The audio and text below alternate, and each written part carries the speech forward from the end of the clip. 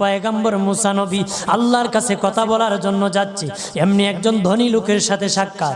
ধনী কয়, মুসা রে, ও মুসা, আমার এত ধন হিসাব রাখতে পারি না, আল্লাহরে জিগাইবানি কি করলে আমার ধন কমবে? মুসা নবী কয়, ঠিক আছে জিগাইব। একজন বৃদ্ধার সাথে একজন মহিলার সাথে দেখা। মহিলা কয়, মুসা কই যাও,